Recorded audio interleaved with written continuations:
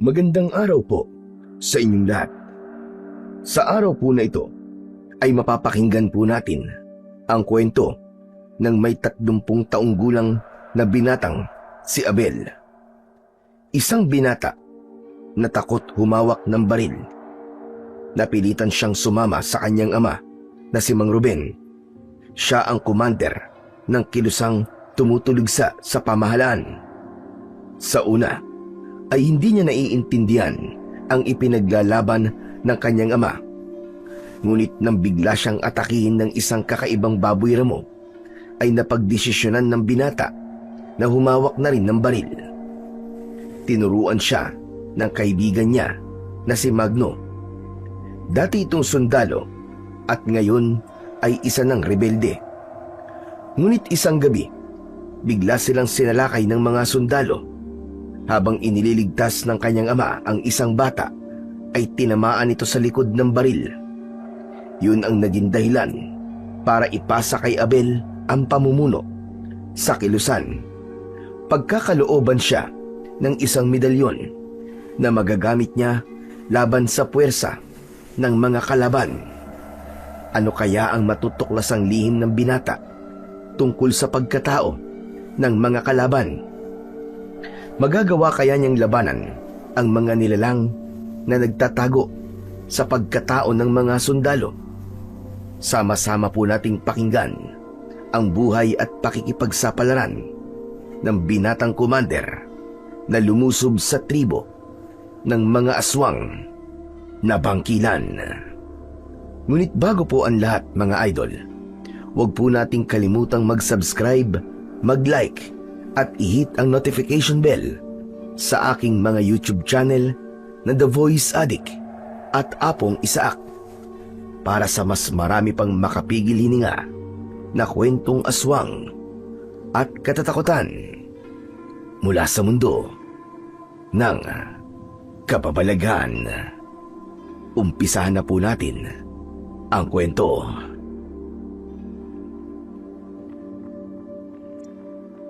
Sige, sunugin niyo lahat ng kanilang bahay nang wala na silang babalikan. Patayin ang mga bata, babae, at kahit ang matatanda. Wala kayong ititira kahit na sino. Magno, patamaan mo ng bala ang hayop na mayor na yan. Hindi baling malaman nila kung saan tayo nagtatago. Ang mahalaga, mamatay ang sakit na yan. Pero, Commander Ruben, delikado po eh. Huwag na muna tayong lumaban sa kanila. Marami mapapahamak sa mga kasama natin. Lalo pa't naiwan natin sa kubo ang iba nating mga sandata. Kung ganun, pababayaan ko na lang ba na sunugin nila ang kampo natin? Atin ang lupang ito. Sila na nga ang hindi nagpapasahod ng maayos sa kanilang manggagawa. Sila pa ang may ganang magpasunog sa mga bahay natin. Kailangan may gawin ako. Papatayin ko silang lahat. Wala silang karapatan na magpalayas sa atin. Huwag, Commander. Nakikiusap ako. Huwag niyong gawin to. Isipin niyo muna ang kalagayan namin. Isa pa, naiwan niyo ang tabak sa bahay. Anong gagamitin niyo laban sa kanila? Nakalimutan niyo na po ba kung gaano kayo kahalaga sa amin? Paano naman po kung pati kayo ay mapahamak? Sino pong papalit sa inyo? Saglit na natigilan ang may 55 taong gulang na lalaking si Mang Ruben. Matagal na silang nakatira sa lupang sinisira ng bagong halal na mayor ng baryo Masugbu. Lahat ay nagbago simulan ng maupo sa panunungkulan ang ganid na mayor. Muling umalingaw-ngaw ang sigaw nito sa mga sundalong binabayaran nito para manggipit ng tao. Mula sa kanilang harapan, sa kanilang pinagtataguan, natanaw nilang lahat kung paanong inabutan ng pera ng mayor ang mga sundalo bago umalis ang mga ito, habang ang pinuno ay kinausap nito ng masinsinan. Ligtas kayo sa usaping ito, Renato. Basta ipangalat niyo sa lahat na nabuwag na ninyo ang mga rebelde. Sabihin niyo sa taong bayan na nangingidnap sila ng mga tao para ipagpalit ng pera sa pamilya nila at isa ko sa biktima nila. Sirain niyo sila nang wala na silang ibang mapuntahan para walang magbigay sa kanila ng tulong. Ang mismong taong bayan ang makakalaban nila. Sige na, alalayan mo ko kunwari Sa baryo tayo mismo dadaan upang makita ng lahat ang kaapihan na sinapit ko sa mga rebelde. Lagyan mo ko ng uling sa muka para maging kapanipaniwala ang pagpapanggap ko. Mapupunta sa iyo ang parangal sa pagkakaligtas mo sa akin, Renato. Basta't sundin mo lang ang lahat ng pinapagawa ko sa inyo. Walang kaalam-alam si Ignacio na lahat ng mga yon ay narinig at nasaksiyan ng mga taong inalisan nila ng tirahan. Isang palabas na tuluyang sisira sa pagkatao ng mga rebelde na lihim na tumutulong sa mga tao. Napakuyom ang kamao ni Mang Ruben dahil sa labis na galit. Gusto niyang magpakita at patayin na ang mga ito. Subalit nag-alala siya sa kanyang mga kasama. Sinulya pa nito ang nakadapa niyang anak na si Abel. Tahimik at walang balak makiisa sa kilusan. Habang si Magna naman ay hindi makapaniwala sa gawain ng dati niyang kinabibilangang samahan. Yun ang naging dahilan para mas lalo pa siyang mamulat sa katotohanan. Sa baluktot na pamamahala ng gobyerno na una niyang pinaniwalaan. Commander, umalis na po tayo rito. Bago pa nila malatang dito tayo nagtatago. Teka, paano ang tabak ko? Alam mo naman na mahina ang bisa ng medalyon kapag walang sandatang yon. Pero marami na po nagbabantay sa paligid at kasalukuyang nasusunog na ang ating mga bahay. Kaya tara na po. Balikan na lamang natin sa araw na hindi sila nakabantay sa lahat ng daan. Tara na ho, Commander. Saka lang nawala ang pagnanais ni Mang Ruben na balikan ang kanyang sandata sa nasusunog nilang bahay. Maingat silang naglakad papalayo sa dati nilang tirahan. Lahat ay halos maluwa sa ilang beses nilang paglipat-lipat ng lugar para gawing tirahan. Tuluyan ang nakuha sa kanila ang kanilang lupain. Ang iba na nabiyag sa kanilang mga kasamahan ay pinatay, ikinulong at ang iba ay sapilitang pinagtatrabaho sa tubuan sa asyenda mismo ni Ignacio. Lahat ng kalupitan ay naranasan nila sa ilang buwan na pagkakaupo ng isang mayor na bigla na lamang sumulpot sa kanilang lugar at sinabing pag-aari niya ang kanilang lupain dahil anak daw ito ng unang nagmamay-ari sa asyenda. Samantala, ang may 30 taong gulang na binatang si Abel naman, bilang isang anak ng commander ng mga rebelde, galit na galit siya at nagmamaktol sa ilang beses nilang paglilipat ng bahay. Araw-araw silang nagtatago na para bang mga kriminal. Hindi niya matanggap na sa kabila ng pagtulong nila sa mga tao, ay yun pa ang kanilang mararanasan. Kulang na lang ay ibigay nila sa iba ang kanin na isusubo nila. Mabigyan lang ng pagkain ang mga taong naghihirap nang dahil sa mapagsamantalang mayor na si Ignacio. Kaya habang naglalakad ay hindi maitago ni Abel ang galit sa mga nangyayari sa kanila. Naglalakad na naman kami sa mahabang kalsada na to. Ay buwisit, walang katapusan na. Palipat-lipat ng lugar. Walang permanenteng bahay, walang lupain. At kahit saan kami magpunta, hinahanap kami ng mga sundalo na ang tingin sa amin ay mga daga. Hoy Abel, ano na naman ba ang ibinubulong-bulong mo dyan ha? Maglakad ka na lang. Alalayan mo ang paragos ng hindi mahirapan ang kalabaw natin. Teka, sino bang kausap mo? Sarili ko lang po ang kausap ko, Tay. Nakakapagod na po kasing ganitong buhay. Wala na po bang katapusan to? Hanggang kailan po tayo magpapasakop sa lintik na mayor na yun, Tay? Bakit hindi na lamang tayo umalis sa baryong to?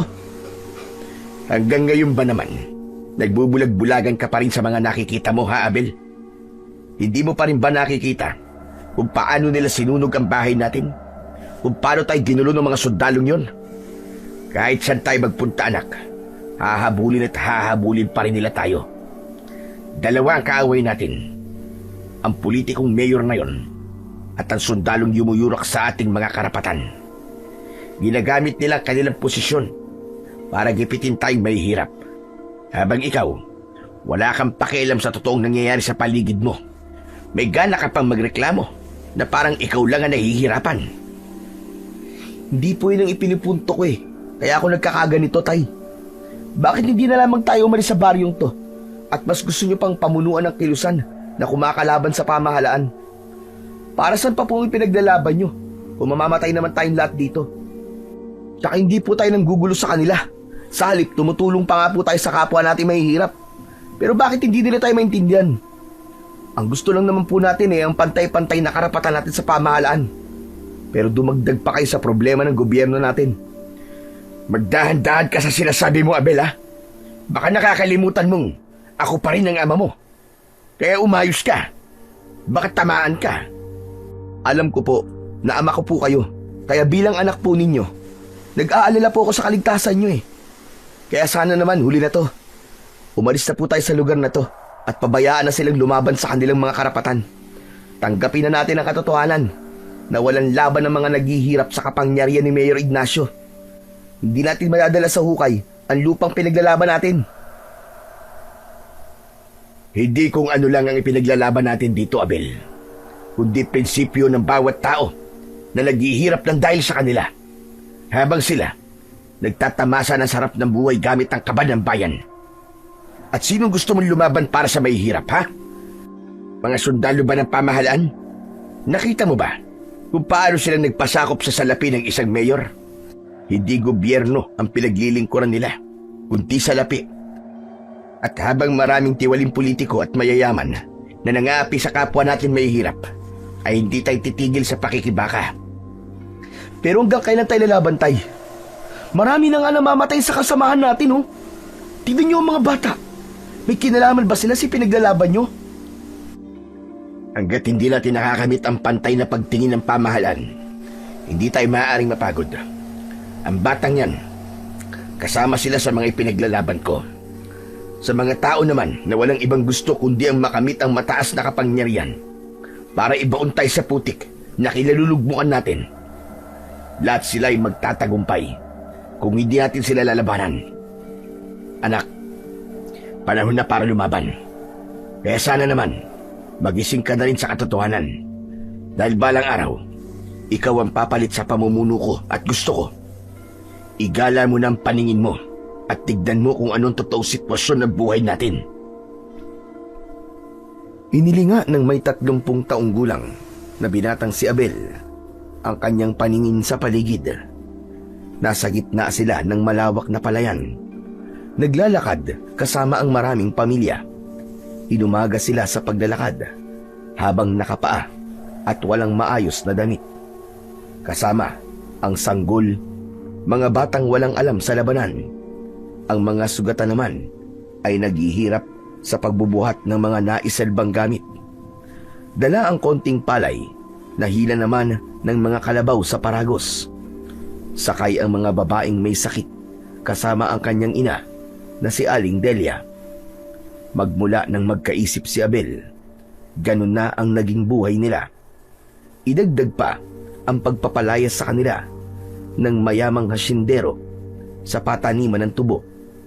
Pagkalipas ng ilang oras na paglalakad, sa wakas ay nakahanap sila ng maayos na lugar na pwede nilang pagtayuan ng bahay.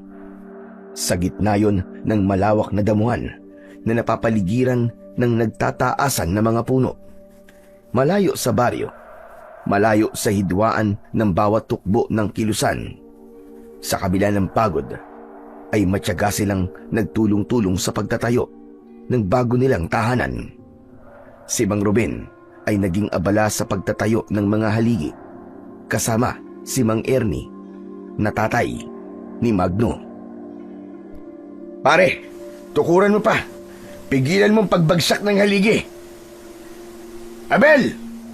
Abel anak, halika nga rito. Bakit po, Tay? Ikuha mo nga ako ng panali kahit baging para maitayo ko na tong haligi. Bilisan mo at tulungan mo kami rito ni paring Ernie. Opo, Tay.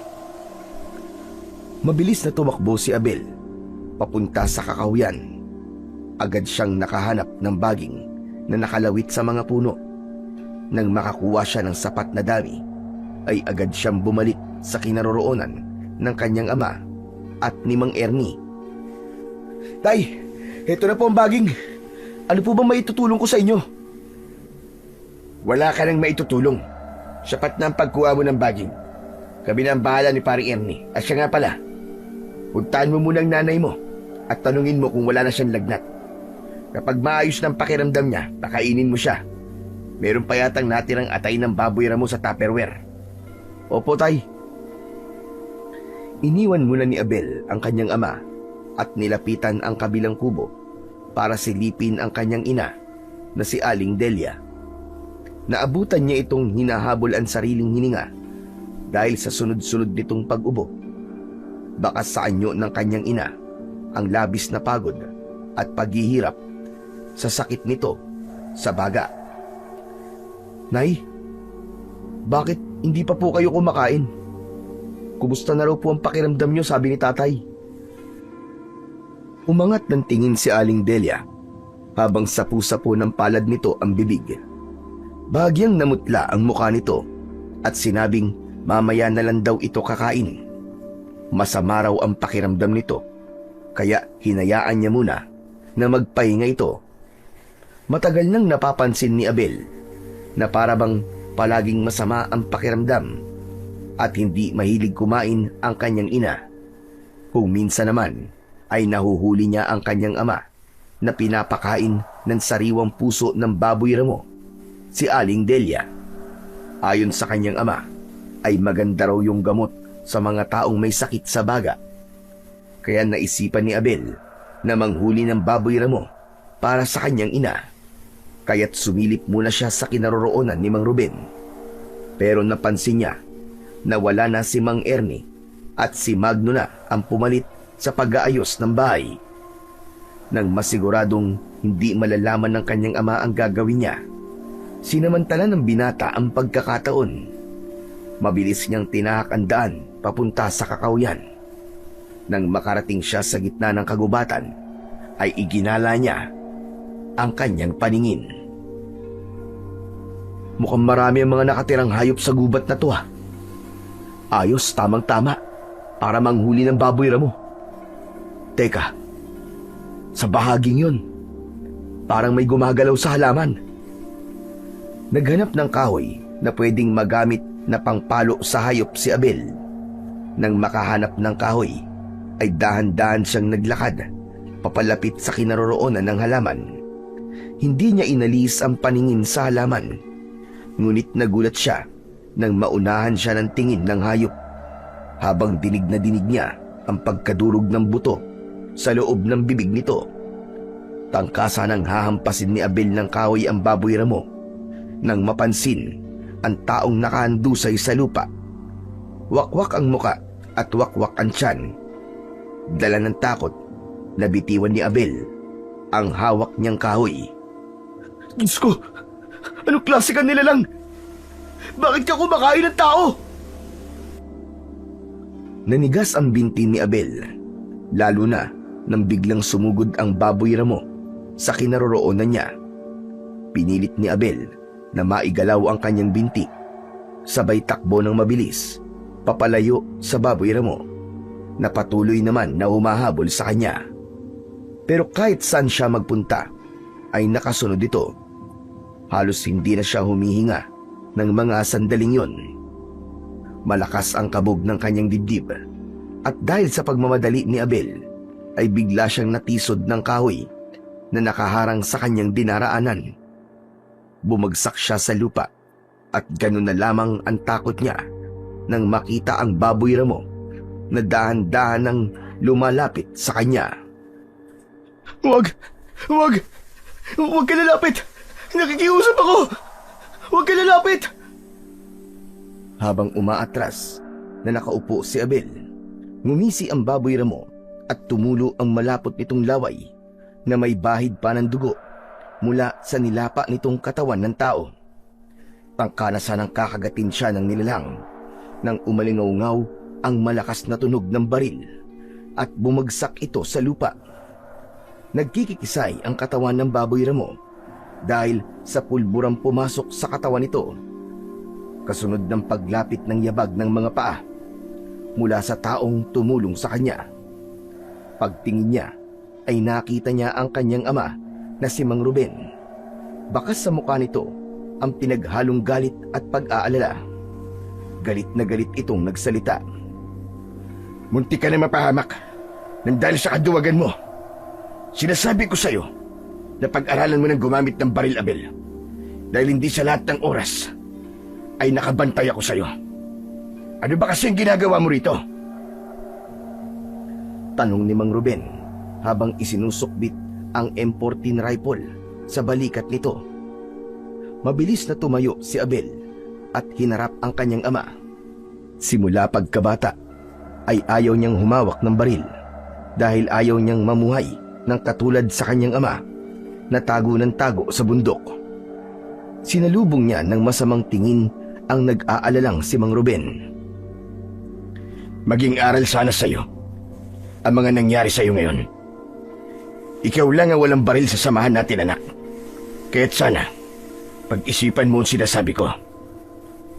Kahit wala po akong armas o baril, kaya ko pong ipagtanggol ang sarili ko. At kahit kailan, hindi po ako magiging kabilang sa samahan nyo, Tay. Dahil wala akong balak na makiisa sa pakikibaka nyo. Hindi ko lang po kayo maiwan. Kaya nandito pa rin ako sa poder nyo. Umaasa pa rin ako na balang araw ay matatanggap at maiintindihan mo rin kung anong ipinaglalaban namin, anak. Paano kung hindi ko narinig ang sigaw mo kanina? Kung inatake ka ng baboy ramo na yan, anong ipanlalaban mo? Laway? Kaya mag-isip ka habang maaga pa. Tay, pwede po ba? Ayoko po munang pag-usapan ng tungkol dyan. At saka, kaya lang naman po ako natakot sa baboy ramo na yan dahil meron akong nakita kanina.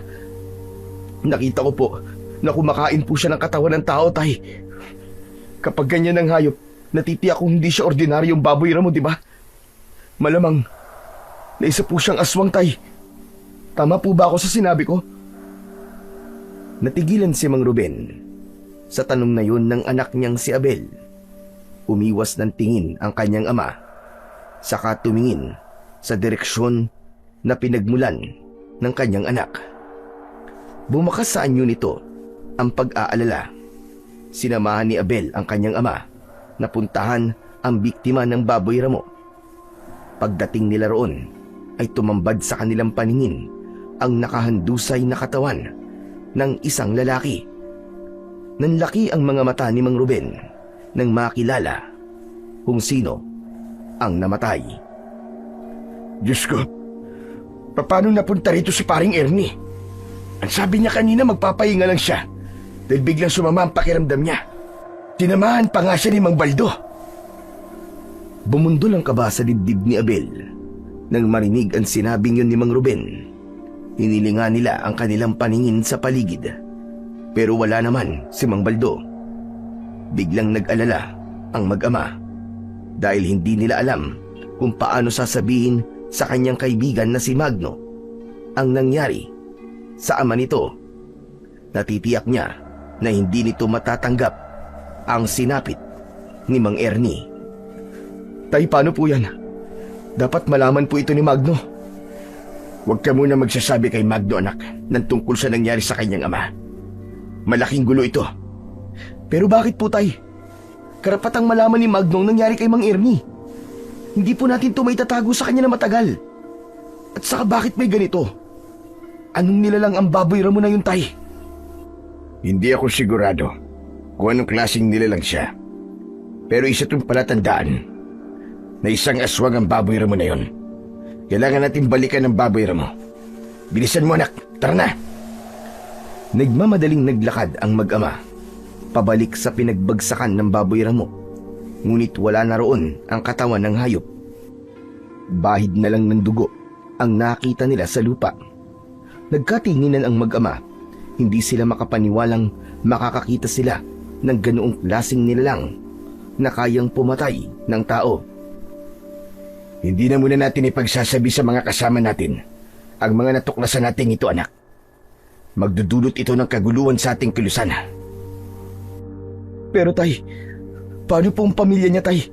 Paano si Magno? Sa takdang panahon, malalaman din niyang nangyari tungkol sa kanilang padre de pamilya. Tara na, umalis na tayo. Baka marami pang nilalang ang nagtatago sa lugar na ito. Wala nang nagawa ang binata nang iwan nila ang katawan ni Mang Ernie. May pag-aalalang luminga sa paligid si Abel habang nakasunod sa kanyang ama. Pagkalipas ng ilang sandali, ay muling nakabalik ang mag-ama sa kanilang kuta, kung saan abala pa rin ang mga tao sa pagtatayo ng kanilang bahay. Walang kaalam-alam ang mag-ama na ng mga oras na yun ay naghihirap si Aling Delia. Sumusuka na ng dugo habang habol ang sariling hininga. Ngunit nang makita nito sina Mang Ruben at Abel, bigla itong nagkunwaring malakas at walang nararamdamang sakit. Delia, bakit hindi ka muna magpahinga? Namumutla na naman ang mukha mo. May masakit na naman ba sa'yo? Umiling si Aling Delia bilang tugon sa tanong na yon ni Mang Ruben. Ngumiti ito ng matamis upang mabawasan ang pag-aalala ng asawa. Habang si Abel naman ay bakas pa rin ang pag-aalala at takot sa mga natuklasan niya sa kakahuyan. Pinagmamasdan niya ang kanyang ina na hindi makatingin sa kanyang gawi. Sa halip ay humiga ito ng patalikod sa kanila at binalot ang katawan ng kumot. Palaging ganoon ang kilos ng kanyang ina sa tuwing kinakausap nila ito, kung minsan naman ay nahuhuli niya itong nakatanaw sa malayo at malalim ang iniisip. Hindi nagtagal ay iniwan nila si Aling Delia. Lumabas sila ng bahay at sumali sa pagpupulong ng kanilang kilusan. Si Mang Ruben, bilang commander ng samahan, ang unang nagbukas ng usapan. Buhay ang nakataya sa bawat maling desisyon natin. Kahit ginawa ko ng lahat para sa kilusan, marami pa rin ang nakakarating sa akin na mga hinaing ninyo. Alam ko na marami sa inyo ang tutol sa ginawa nating paglikas sa tirahan natin. Bilang commander ng inyong pangkat, tungkulin ko na pangalagaan kayong lahat. Kahit dito pa lang, ay tapusin na natin ang mga tanong na matagal na ninyong hinihingan ng kasagutan. Ngayon sabihin ninyo, ano bang isinisigaw ng mga damdamin ninyo? Dahil sa tanong na yon ni Mang Ruben, si Magno ang sumagot. Tumayo ito at humarap sa kanilang mga kasama. Commander Ruben, ang akala nyo at ang akala namin, kapag natalo na ninyo ang mga sundalo at ang mga taong nangangamkam ng aming lupain, atin na ang lupa. Wala namang gugulo sa atin. 2 taon na tayo nagtitiis sa maling pamamalakad nila. Pero nasan tayo ngayon? Nandito sa bundok, nagtatago. Nakikitira sa lupang hindi naman natin pag-aari. Ang buong akala ng mga magulang ko, kapag sumama kami sa kilusan ninyo, ay magkakaroon na kami ng katahimikan. Pero hindi pala. Magno, may pinaguhugutan ba ang dahilan ng mga sinasabi mo? Kung ganun, sumama ka ba sa kilusan upang mabawi ang lupang dati ay sa atin? Kaya nga tayo nakikipaglaban sa kanila upang makamit ang ating mga karapatan. Kahit na kailan ay hindi natin makakamit ang katahimikan sinasabi mo hanggat may galid na tao sa pamahalaan. Ano bang karapatan ang ipinaglalaban mo, Magno? Karapatang inangkin ng mga asyendero. Kulang tangkam kami nila, pati ninyong mga ani, na dapat ay ilalaman natin sa kumakalam nating mga sikmura. Ngayon ay pinapaalis tayo sa sarili natin mga lupa. Commander Ben, yun ang dahilan kung bakit sumama ako sa kilusan ninyo, na kahit dati akong sundalo, ay mas pinaniwalaan ko kayo. Nakita ko ang baluktot na pamamalakad sa pamahalaan. Sana naman sa pagkakataong ito, makamit na natin ang mga isinisigaw ng ating kilusan. Naiintindihan ko kung ano ang pinaguhugutan ng mga galit ninyo. Pero mga kasama, sa pagkakataong ito, tatayo na tayo at lalaban sa mga taong mapagsamantala. Ngunit paano natin gagawin yun, Commander Ruben? Meron pang kumakalat na balita na tayo raw ay masasama dahil kinokontrol mo raw kami at ginagamit nyo kaming dahilan para magawa ang sarili nyong layunin. Patunayan nyo po na nagkamali sila ng paniniwala sa ating kilusan. At kaya raw kami naging isang rebelde ay para lamang gawin kaming dahilan upang gumawa ng kasalanan na taliwas sa ating gobyerno. Bago tayo lumaban, unahin muna natin na linisin ang pangalan natin sa taong bayan. Malimbalita ang ipinagkakalat nila para buwagin ang ating kilusan. Hindi tayo magpapaapekto sa kanila, Magno. Sige, rebelde na kung rebelde. Pero bakit nga ba kami nagre-rebelde? Dahil nilalabanan namin ang pang-aabuso ng mga asindero. Alam niyo ito. At alam niyo rin na kahit wala kami, hahanap sila ng dahilan para mawala kayo sa inyong mga bukid. Sisiraan nila tayo hanggang magmukha tayong masama sa paningin ng lahat. Kaya ang paglaban sa kanila ay pagkakataon na rin natin na linisin ang mga pangalan natin sa taong bayan. Walang nakapagsalita sa sinabing yun ni Mang Ruben. Maging si Magno na napatungo na lamang dahil naintindihan nito kung ano ang ibig sabihin ni Mang Ruben. Si Magno ay dating sundalo. Hindi nito agad naiintindihan kung bakit mas pinili nilang maging isang rebelde.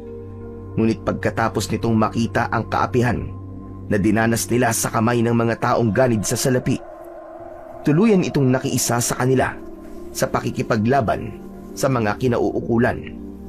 Pagkatapos ng pagpupulong na yon, ay nagpahinga sila sa kanilang mga bahay.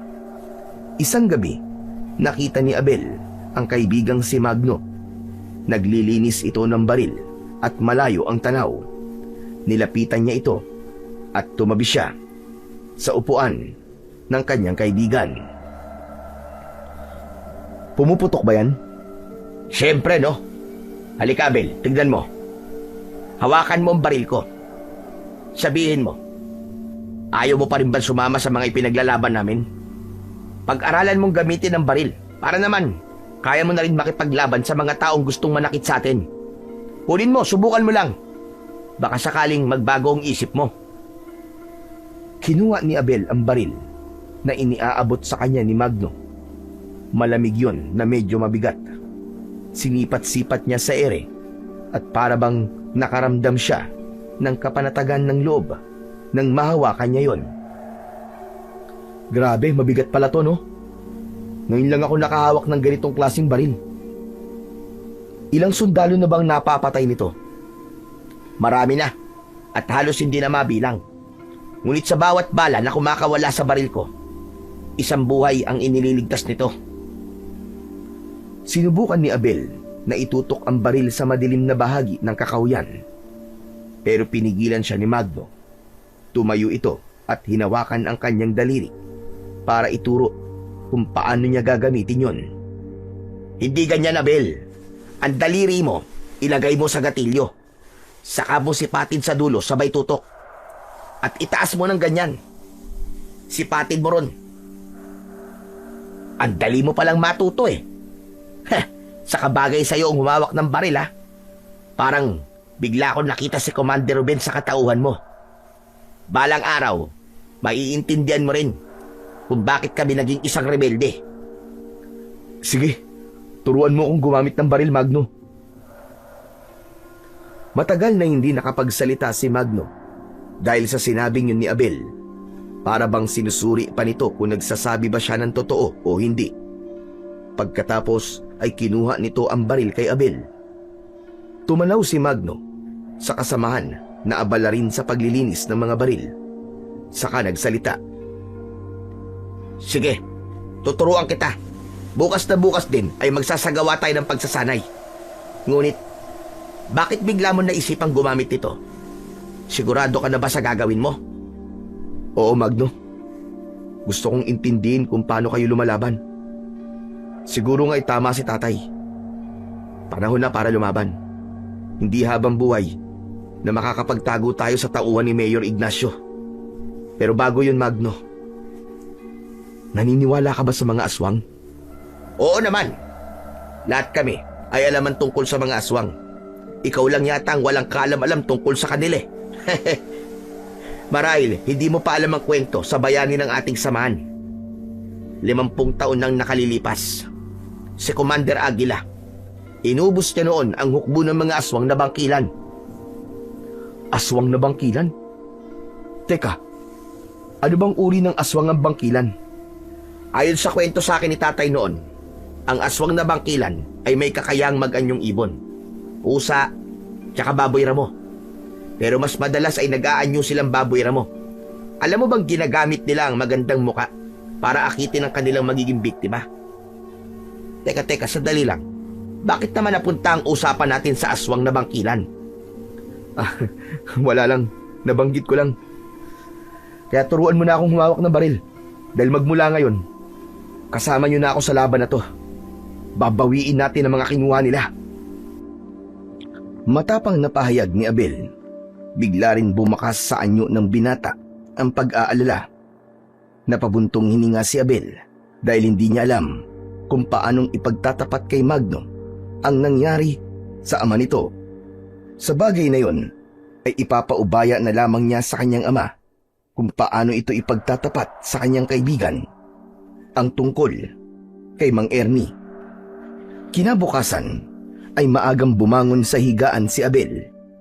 Nakita niyang abala na ang lahat sa pagsasanay sa pakikipaglaban at paghawak ng mga sandata, habang si Magno naman ay nakaupo at naghihintay sa kanya sa labas ng kanilang bahay. Ano, tara na? Handa ka na ba, Abel? Oo, handang-handa na ako, Magno. Ngayon na ba tayo magsasanay sa paggamit ng baril? Oo naman. Kailangan na natin magmadali dahil hindi natin alam kung hanggang kailan tayo mananatiling tahimik dito. Isa pa, balak ng tatay mo na isama ka sa paggala natin sa kabilang baryo. Maghahatid tayo ng pagkain sa kanila at ipapakita natin na hindi tayo masasamang tao. Tara na, sumama ka sa akin.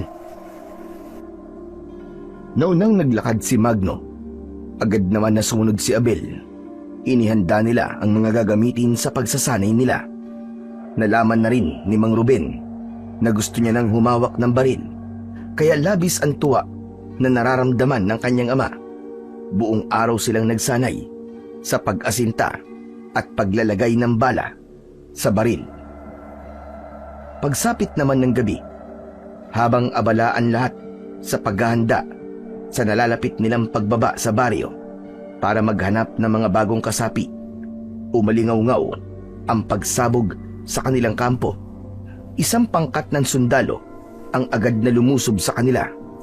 Sa bilis ng pangyayari ay marami ang nasugatan sa kanilang mga kasama. Maging ang kubo na tinutuluyan ni Aling Delia ay sumabog rin. Sumambulat sa katahimikan ng gabi ang ingay ng mga baril. Paglalagablab ng mga bahay na nasusunog. Lahat ay nakita ni Abel. Hinawakan niya ang baril at sinimulan na magpaputok sa madilim na bahagi ng kakawyan. Meron siyang tinamaan, subalit mabilis na gumanti sa kanya. Naramdaman ni Abel ang pagdaplis ng bala sa kanyang balikat. Bumagsak siya sa lupa habang patuloy na nakikipagbakbakan.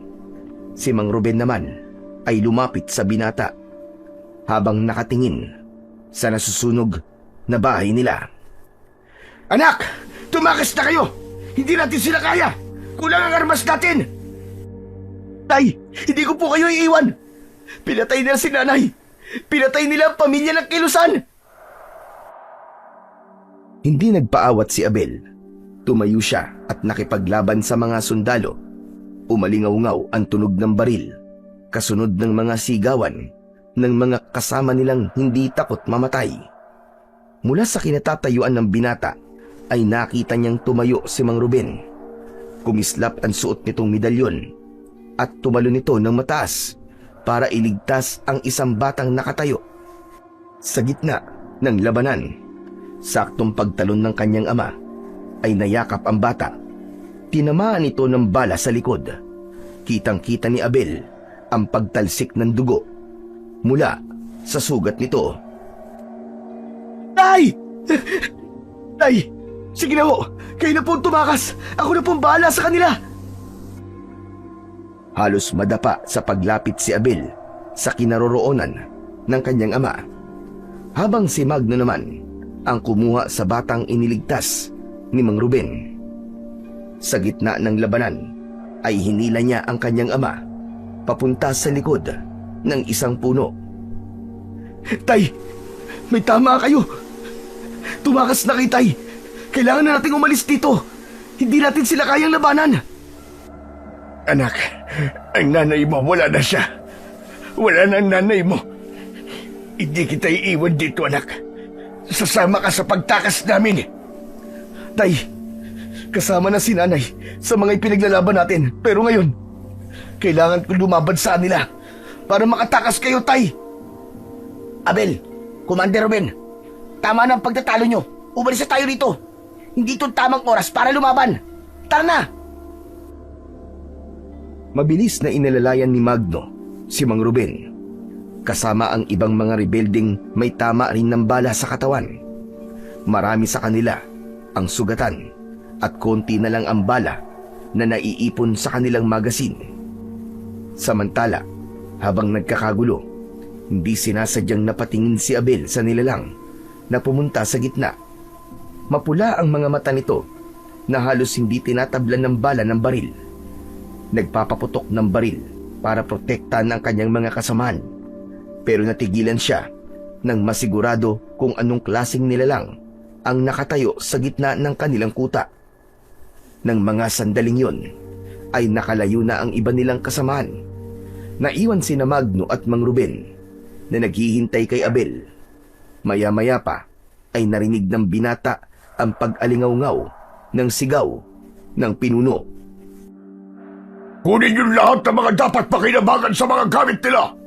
Huwag niyo sila hahayaang makatangas. Patayin silang lahat!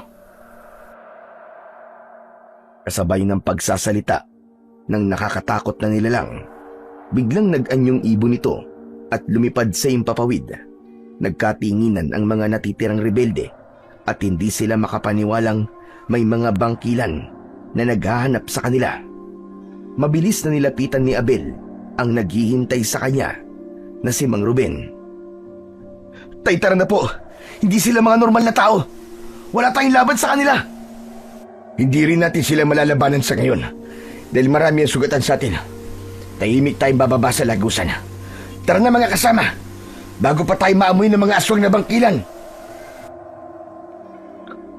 Ang mga batang umiiyak ay biglang tumigil nang mabanggit ni Mang Ruben ang tungkol sa aswang na bangkilan. Habang si Magno naman ay may luha sa mga mata dahil iniisip nitong kasama ang kanyang mga magulang sa tinamaan ng granada ng mga sundalong bangkilan. Habang si Abel naman ay inaalalayan na maglakad ang kanyang ama papunta sa ginawa nilang lagusan. Ngunit pagsapit nila sa gitna ay nakiusap na si Mang Ruben. Anak, dito na lang muna tayo. Hindi ko na kaya. Sapat na siguro ang lagusan para pansamantala nating pagtaguan. Tama si Mang Ruben, Abel. Ligtas na tayo rito at hindi nila iisipin na dito tayo nagtatago. Mga kasama, magpapahinga na muna tayo rito. Baka maamoy lamang tayo ng mga bangkilan. Kailangan natin mag-ipon ng lakas laban sa kanila. Pagkasabi nun ni Magno, ay inalalayan nila na mahiga si Mang Ruben. Tinanggal nila ang bala sa likod nito sa pamamagitan ng nalalaman ni Magno sa pagtatanggal ng bala. Ginamot nito si Mang Ruben. Si Abel naman, hinubad niya ang kanyang damit at ibinalot yun sa kanyang ama. Iginala niya ang kanyang paningin at awang-awa siya sa sinapit ng mga kasamahan nila. Tay, hanggang kailan tayo magiging ganito? Kailan tayo makakalaban ng harapan sa kanila nang hindi tayo umaatras? Anak, hindi na tayo magpapatalo sa kanila. Simula ngayon, ay gagawin na natin ang lahat para mapigilan sila. Ngunit sa tulong mo, anak, panahon na para ipaubaya ko muna sa iyo ang pamamahala sa kilusan. Ikaw muna ang pansamantalang pumalit sa akin bilang kanilang commander. Ha? Pero tay, Hindi po ako nararapat sa posisyong sinasabi niyo. Magagawa mo yun, anak. Kaya mo yan. Malaki ang tiwala ko sa'yo. Habang nagpapagaling ako, ikaw muna ang pansamantalang humalili sa akin. Tama si Commander Ruben, Abel. Panahon na para harapin mo ang nakatakda para sa'yo. Pamunuan mo ang kilusan. Lalabanan natin ang mga aswang na bangkilan. Hindi magiging tahimik ang baryo na to hanggat walang lumalaban sa kanila, anak. Hindi sila titigil hanggat hindi nila tayo nauubos. Kung walang magtatanggol sa kanila, sino ang aasahan mong lalaban sa mga halimaw na yon, anak? Kung hindi natin sila haharapin at ipapaubaya sa iba ang pagpuksa sa kanila, walang maniniwala sa atin na may aswang sa baryo na ito. At para magawa mo yun, ipagkakaloob ko sa iyo ang aking makapangyarihang medalyon. Ano, Tay? Sigurado po ba kayo na ibibigay niyo po sa akin ng medalyon na atardar? Oo, anak. Yan ang paraan para maayos mong pamunuan ng hukbo. Ikilalanin ka ng medalyon. Sa oras na mabigyan mo siya ng orasyong nakaukit sa likod ng medalyon, bibigyan ka niya ng proteksyon laban sa lahat ng sandatang tatama sa katawan mo. Kung may kapangyarihan po ang atardar, bakit tinablan po kayo ng bala ng baril kanina? Sapagkat ilang linggo ko na siyang hindi nabibigyan ng utob. Anak, tapos na ang pangangalaga ko sa medalyon. Panahon na para ipasa to sa iyo. Tanggapin mo na, Abel. Kailangan namin ng pinuno na katulad mo. Nakita ko na mahusay kang gumamit ng baril.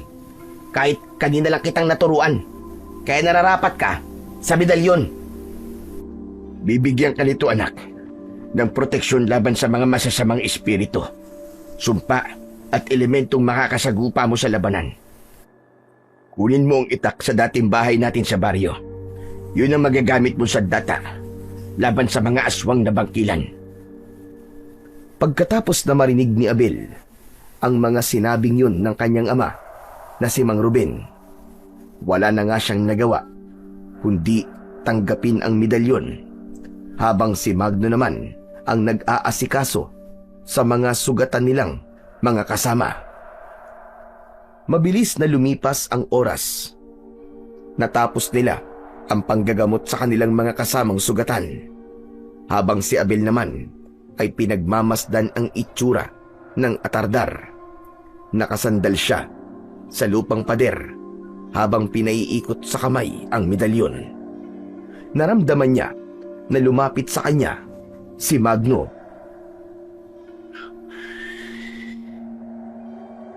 Nagsisisi ka ba na tinanggap mo ang alok ni Commander Ruben? Hindi ako nagsisisi, Magno. Iniisip ko lang kung kaya ko bang pamunuan ng kilusan. Sana noon ko pa sinubukan na humawak ng baril. Hindi sana napahamak si nanay at ang mga pamilya ng mga kasama natin. Kung may magagawa naman pala ako at ang medalyon na to, sana noon pa nagamit ko na ito ng tama. Pero hindi pa huli ang lahat, Commander Abel.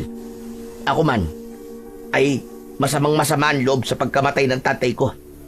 Pero wala akong magawa kundi iligtas ang buhay ng mga kasama natin, habang ang aking ama ay nasusunog sa kubo na pinagpapahingaan niya. Magno, hindi ko alam kung paano ipagtatapat sa'yo kung ano ang totoo. Pero hindi natin kasamang namatay ang tatay mo. Ako mismong nakakita sa katawan niya habang nilalapa siya ng baboy ramo. Hindi namin magawang ipagtapat sa'yo ni tatay dahil hindi namin alam kung paano namin sisimulan. At kung malaman ng mga tao ang tungkol sa bangkilan, magkakagulo at baka mabuwag ang samahan dahil sa labis na takot. Bumakas ang galit sa anyo ni Magno nang marinig nito ang ipinagtapat ni Abel. Kinuwelyuan siya nito sa damit at nanginginig ang kamay dahil sa labis na galit. Bakit ngayon nyo na sinabi sa akin, Abel? Nasaan ang katawan ni Tatay Abel? Nasaan ang katawan ng tatay ko? Kaibigan kita. Bakit? Bakit naglihim ka sa akin? Patawarin mo ako, Magnum. Inisip ko lang kung ano mararamdaman mo sa sandaling malaman mo na namatay ang tatay mo dahil sa aswang na bangkilan. Pero wala kaming kasalanan. Ang pagkakamali lang namin ay hindi namin kagad sinabi sa iyo ang katotohanan. Pero ngayong alam mo na, at ng mga samahan natin ang tungkol sa mga aswang ngayon, wala nang dahilan pa para itago sa kanilang buong katotohanan na hindi lang sundalo, hasyendero ang kalaban natin dito, kundi pati na rin mga kampo ng kadiliman. Maiintindihan ko kung magagalit ka sa amin. Pero maniwala ka, wala kaming kasalanan. Pabalyang binitiwan ni Magno ang damit ni Abel at umalis ito sa loob ng lagusan. Alam niyang magpapalipas ito ng sama ng loob. Maigpit niyang hinawakan ang medalyon at isang pasya ang nabuo sa isip niya. Babalik siya sa baryong inalisan nila para sa itak na sinasabi ng kanyang ama na si Mang Ruben. Kasabay noon ang paghahanap niya ng bagong kasapi sa kanilang samahan. Tahimik na umalis ang binata at tinahak ang daan papunta sa dati nilang tirahan. 2 oras niyang nilakad ang baryo. Lakad at takbo ang ginawa niya. Suot ang medalyon ay sinambit niya ang orasyong nakaukit sa kwintas. Habang ginagawa niya yon, ay naramdaman niya na parang nagkakaroon siya ng lakas at hindi nararamdaman ang pagod. Pero mula sa hindi kalayuan, natanaw niya ang mga kalalakihan na nakaluhod sa lupa. Pinalilibutan ito ng mga armadong kalalakihan. Pinahihirapan at nilalagyan ng piring sa mga mata. Pakaladkad ang mga yun na dinala sa lugar na siyang pupuntahan rin ni Abel. Pagsapit nila sa lumang bahay, ay pinaluhod ang mga ito. Maya-maya pa ay dumating ang isang lalaki na may basket na nakasaklob sa ulo. Gawa yon sa abaka na merong butas para sa mata nito. Isa-isa nitong itinuturo ang mga nakaluhod na mga lalaki. Itinutok ng isang lalaki ang hawak nitong baril. Sabay paputok sa lalaking itinuro ng lalaking may basket sa ulo. Nanlaki ang mga mata ni Abel at nakuyom ang sariling kamao.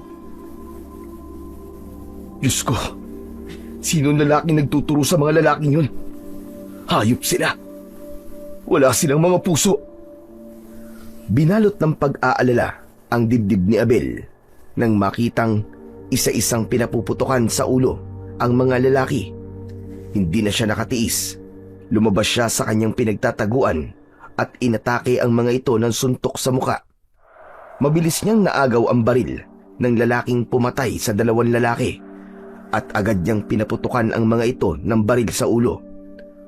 Bumagsak ang mga ito ng sabay-sabay habang ang lalaking tagaturo ay hindi na nakatakbo at nanginginig sa takot. Hawak niya ang baril na itinutok yun sa ulo ng lalaki. Hayop ka! Wala kang puso! Pati ang mga lalaking to ay ipinapapatay mo! Lintik na daliri niyan. Maraming buhay ang pinatay mo. Hala sige! Lumuhod ka! Nanginginig ang kamay ni Abel dahil sa galit. Hindi niya inaalis ang pagkakatutok ng hawak niyang baril sa lalaki.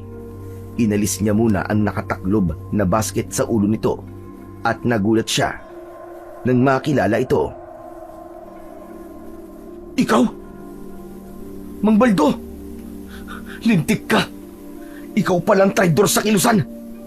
Kasama ka namin sa lugar na nilipatan namin bago naganap ang pagpapasabog sa kuta namin.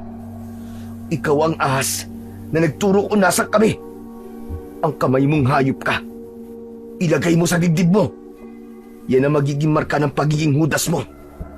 Kaya pala namatay si Mang Ernie habang kasama mo. Kaya ngayon, ako naman ang hahatol sa demonyo ka. Hindi na napigilan ni Abel ang kanyang sarili. Kinalabit niya ang gatilyo ng hawak niyang baril. Inubos niya ang bala sa katawan ni Mang Baldo. Habang ang mga nauna niyang pinatay ay pinagsisisipa pa niya dahil sa labis na galit. Sinunog niya ang mga ito. Nang matapos ang binata, ay agad niyang pinakawalan ang 3 natitirang lalaking bihag. Binigyan niya ito ng mga armas at nangako na sasama ang mga ito sa kanya. Kinuha na muna ni Abel ang tabak mula sa nasunog nilang bahay. Dinampot niya yun sa lupa. Mabuti na lang at hindi nasunog ang puluhan nito. Ngunit maitim na ang talin. Iwinasiwas niya yun sa ere. Napaatras ang mga kasama niya na para bang nakakakita ng mandirigmang sasabak sa gera. Humunta kayo. Maghahanap tayo ng mga taong biktima ng kalupitan ni Ignacio. Papatayin natin ang kanilang mga alagad at uunahin natin ang mga asyendero na nagpalaya sa ating lupain. Mga kasama, samahan niyo ako sa laban na to. Dahil sa pag-asang ipinangako ni Abel sa mga kasama, ay tinawag siya ng mga ito na Commander Abel. Umalingaw-ngaw ang kanilang sigaw ng pakikibaka at pakikiisa. Nang gabing yun, ay sinuyod nilang apat ang kadiliman ng gubat, pati ng mga baryo. Inuna nilang pinuntahan ang kampo ng mga sundalo para makakuha ng sapat na sandata na magagamit nila sa labanan. Nagkataon na nagpapahinga ang mga ito habang nagbabantay. Ang iba ay natutulog sa kanilang mga pwesto. Walang kaalam-alam ang mga ito na nakakalapit na sila at nakakakuha ng mga sandata. Nagulat din ang binata sa 3 lalaki na nailigtas niya. Mahusay ang mga ito at talagang malaki ang mga nagawa para matupad ang kanilang sadya. Ngayong may sapat na tayong mga armas, bababa na tayo ng baryo para sa pagkain na madadala natin sa kuta. Simula pa lang ang lahat ng to, mga kasama. Lalaban na tayo at wala namang aapi sa atin. Lumapit sa kanya ang mga lalaking nailigtas niya at sabay-sabay na nagtaas ng mga kamay. Habang hawak ang sandata at isinisigaw ang pangalan niya bilang commander ng kanilang kilusan. Nagpatuloy sila sa paglalakad pababa sa bundok. Ngunit bigla silang nakarinig ng kaluskos ng yabag na parabang nakasunod sa kanila. Pinangunahan ni Abel ang pagpapatigil sa paglalakad at pinakiramdaman ang bawat galaw sa paligid. Humanda kayo. May mga nilalang na nakasunod sa atin. Agad na kumilos ang mga kasama ni Abel. Ikinasa ang hawak na mga baril at bawat direksyon ay tinututukan ng mga ito ng sandata. Habang ang suot na medalyon ng binata ay nag-iinit bilang babala na merong masamang elemento na nakapaligid sa kanila. Nagulat na lamang si Abel nang biglang tinalon ng isang baboy ramo ang nasa unahan nilang lalaki na si Tikboy. Gumulong ang mga ito sa damuhan, kaya agad na lumapit ang binata at sinaksak ang likod ng baboy ramo. Bago pa man makakagat ang hayop sa leeg ni Tikboy, ay pinaputukan na rin ito ng baril ang baboy ramo. Bumagsak ito sa lupa at kasabay ng paglagot ng hininga ng aswang, bumalik ito sa anyo bilang isang tao. Walang saplot at makintab ang balat dahil sa dugong umagos sa katawan nito. Nagulat ang mga kasama nila dahil ngayon lang nila nalaman na aswang na bangkilan ang baboy ramo. Maging alerto kayo sa paligid. Marami mga kagaya niya. Ang mga ngaas na patayin tayo dahil malaking sagabal sa kanila ang ating kilusan. Inalalayan nilang tumayo si Tikboy bago muling ipinagpatuloy ang paglalakad. Pero hindi pa man sila nakakalayo sa lugar na yon, ay biglang humarang sa kanilang harapan ang mga naglalakiyang baboy ramo. Lahat ay umaangil na parabang asong nauulol. Tumutulo ang malapot nitong mga laway. Sa biglang paglundag ng kulay abong baboy ramo, tinamaan ng kuko si Abel sa dibdib, pero nakaganti kagad siya rito ng taga gamit ang tabak. Tinamaan niya ito sa leeg. Paulit-ulit niyang inatake ng taga ang katawan nito hanggang sa mamatay ang nilalang. Kagaya ng mga nangyari sa una, bumalik ito sa pagiging tao. Sina Tikboy, Berting at Romel, lahat sila ay nakipaglaban sa natitirang aswang na bangkilan. Habang abala sila sa pakikipaglaban sa mga ito, biglang dumating si Magno tumulong ito sa pakikipaglaban hanggang sa matalo nila ang mga aswang na bangkilan. Sinasabi ko na nga ba't kayo yan, Commander Abel? Saan kayo pupunta? Magno, anong ginagawa mo rito? Ano pa nga ba? E di sinundan ka. Nawala kayo sa paningin ko kanina. Mabuti na lang at narinig ko na nagpaputok kayo ng baril. Bakit ka nga nandito? Walang naiwan na magbabantay sa mga kasama natin. Kailangan na natin bumalik. Baka kung napano na sila. Pasensya ka na, Abel. Akala ko sumama ang loob mo sa akin dahil sa mga nasabi ko eh. Pero naisip ko na pareho lamang tayong biktima ng mga aswang na bangkilan. Wala na sa akin yun, Magno. Ang mahalaga, makabalik na tayo at baka nasa panganib na mga kasama natin. Hindi mo dapat sila iniwan. Tara na, mga kasama, sumunod kayo sa akin. Pagkasabi ni Abel ay mabilis na tumakbo ang mga ito papunta sa kinaroroonan ng kanilang kuta. Mabuti na lang at hindi natuntun ang mga ito sa pinagtataguan na lagusan. Ibinaba ni Abel ang kanyang tabak at tumabi sa kanyang ama na si Mang Ruben. Nagkamalay na rin ito, saka lang napansin ng binata na naghilom ang mga sugat niya sa katawan. Nawala ang bakas ng kalmot at napalitan ng isang marka. Tay, may kakayahan po palang magpahilom ng sugat ang medalyon? Nawala pong sugat ko sa dibdib, oh. Palatandaan yan, anak. Nakinikilala ka na ng medalyon. Matagumpay mong nilabanan ng mga aswang na bangkilan, anak. Hindi magtatagal ay makakarating sa kanilang pinuno ang tungkol sa pangkat nyo. Commander Ruben, bukas ng umaga ay bababa kami sa bayan upang maghanap pa ng mga lalaking sasapi sa ating kilusan. Nagpatid na rin ako ng mensahe kay Commander Ligaya mula sa kabilang hukbo upang magpadala ng pagkain sa ating kuta. Maraming salamat, Magno. Magdoble ingat lamang kayo. Lalo pat ang ibang mga tao. Masama ang tingin sa ating kilusan. Naiintindihan ko po, Commander Ruben. Magpahinga na muna kayo, Tay. Kami na muna ang bahala sa mga kasama natin. Isang tango ang itinugon ni Mang Ruben sa sinabing yun ni Abel.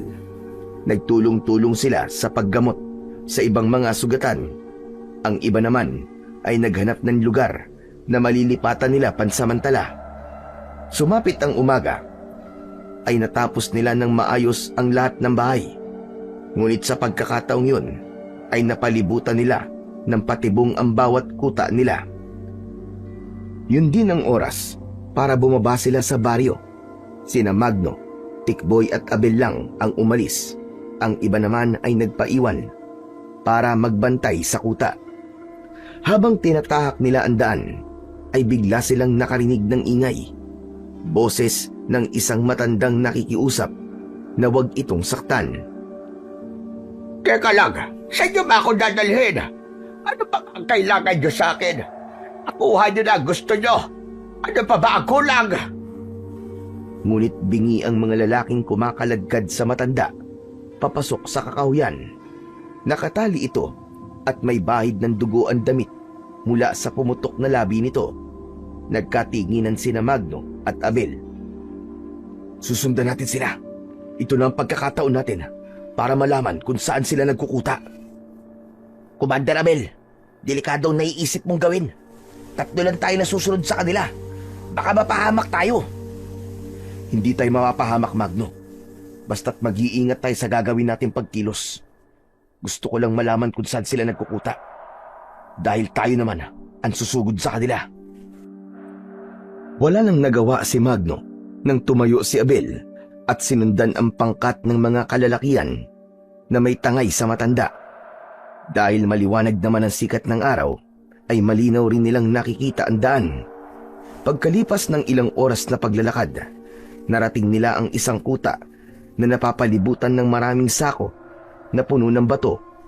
Mula sa kanilang pinagkukublian ay nagtataka ang magkaibigan sa natuklasan nilang lugar. Hindi ito basta kuta lang, Magno. Ito ang tribo ng mga aswang na bangkilan. Teka, sandali lang. Hindi ba't mga kasama niyo sa kilusan ng mga yan? Anong nangyayari? Ba't sila gumagawa ng ganyan? Kung ganun, sila ang totoong gumagawa ng pagkakamali sa mga tao para sirain tayo sa paningin ng taong bayan. Nangingidnap sila ng mga mayayamang negosyante para kapalit ng malaking halaga.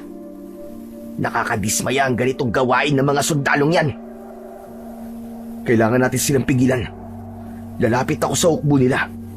Magbantay muna kayo rito, Magno. Teka, nasisiraan ka naman ng ulo. Hindi ba nakikitang marami sila? At bawat pinto ay may nakabantay na mga tauhan nila. Saka tumingin ka sa itaas ng mga puno. May mga nagbabantay din doon. Magno, baka nakakalimutan mong ako ang namumuno sa kilusan natin. Kaya makikinig ka sa mga sinasabi ko. Ako lang ang papasok sa loob at magbabantay kayo rito. Naiintindihan mo ba? Magsasalita pa sana si Magno nang biglang umalingaw-ngaw ang tunog ng baril mula sa loob ng tribo at nagulat sila nang makita ang 20 mga biyag na nakagapos ang mga kamay. Nakaluhod sa lupa habang nasa harapan ng matanda na walang tigil sa pakiusap sa mga lalaking tumangay rito. Ilang sandali pa ay dumating ang pinakapinuno. Nagulat sila na si Ignacio pa rin ang nasa likod ng mga ganong gawain. Mula sa kanilang pinagtataguan ay naririnig nila ang mga pinag-uusapan ng mga ito. Matigas ka talaga, tanda. Talagang bumuo ka pa ng mga rebelde para guluhin ako. Naghahanap ka ba talaga ng kamatayan mo, ha? Ang buong akala mo ba ay mananalo ka uli dahil sa ginawa mong pagpatay sa mga magulang ko? Akala mo siguro, hindi ko alam na ikaw ang namumuno sa mga rebelde. Nagkakamali ka. Wala akong kinalaman sa mga sinasabi mo. Nananahimik ako at hindi ako nakikialam sa mga ginagawa mo. Hindi pa ba sapat na kinuha mo na sa akin ang asyenda? Pati mga taong nakatira doon ay pinalayas mo na. Ano pa ba ang hinahanap mo? Kamatayan nila at kamatayan mo, tanda. Nakikita mo ba ang 20 mga biyag na to? Sila ang mga taong nagmatigas sa akin. Hindi nila ibinigay ang kanilang mga lupain. Kaya ngayon naman, papatayin ko na lang sila para mawala na silang lahat sa pamamahala ko. At ikaw naman, Commander Aguila, tapos na ang pamumuno mo. Kahit patayin mo ko, ay meron pa rin isang commander na tatayo at lalaban para sa karapatan na may hirap. Napakasama mo. Gumamit ka pa ng mga sundalo para patayin ang mga taong yon. Humanda ka dahil nalalapit na ang katapusan mo. Wala akong kinatatakutan at lalong hindi ko pa katapusan. Ang buhay mo ngayon ang hahatulan ko. Pero gagawin ko yun sa harap ng mga rebelding yun para sumuko ang pangkat ng mga taong kumakalaban sa akin. Tumayo ng tuwid si Ignacio. Pagkatapos ay kinausap ang mga alagad nito. Kayong lahat, bumaba kayo sa baryo. Ubusin yung lahat ng mga taong nakatira doon. Sunugin niyo ang kanilang mga bahay para mapilitan silang umalis sa kanilang lupain. Pagkatapos, ibintang niyo sa mga rebelde para tuloy-tuloy na ang pagkalat ng ating kapangyarihan sa lugar na ito. At ang matandang ito, na dating pinakamamahal nilang Commander Aguila, ay gagawin kong halimbawa para matakot sila. Huwag mong gawin ito, Ignacio. Walang kinalaman ng mga tao sa kasamaan mo. Ano ba ang gusto mo? Nasa iyo na ang lahat. Wala pa sa akin ang lahat. Hindi ko pa nakakamkam ang lahat ng lupain dito. Mangyayari lamang yon kapag patay na kayong lahat. Sige na, umalis na kayo. Patayin silang lahat at walang ititirang buhay. Agad na tumalima ang pangkat ng mga kalalakihang inutusan ni Ignacio para lusubin ang baryong tinutukoy nito. Kaya sina Magno at Tikboy ay sumunod sa alagad ni Ignacio. Nagpaiwan naman si Abel para iligtas ang mga biyag, pati na ang matanda. Hindi siya makapaniwala na ang matandang si Lolo Bino ay ang commander na umubos noon sa mga aswang na bangkilan. Kaya siguro naghihiganti si Ignacio dahil sa nangyari sa pamilya nito. Hinintay muna ni Abel na umalis si Ignacio hanggang sa natira na lamang na nagbabantay ay ang 5 tauhan nito. Iginapos ang matanda kasama ng 20 biyag na nanghihina na dahil sa ilang araw na walang kain. Magaan ang hakbang ng paa ni Abel nang lumapit siya sa mga ito. Maigpit niyang hinawakan ang tabak at itinaga niya yon sa lalaking nakatalikod. Mabilis ang kilos niyang inatake rin ang 2 pa. Dahil sa ingay, napansin siya ng 2 natitirang bantay. Bago pa nakapagpalit ang mga ito ng pagiging isang baboy ramo, nagawa niya na kagad na gilitan ang leeg ng mga ito. Walang kahirap-hirap na napatay ni Abel ang mga bantay.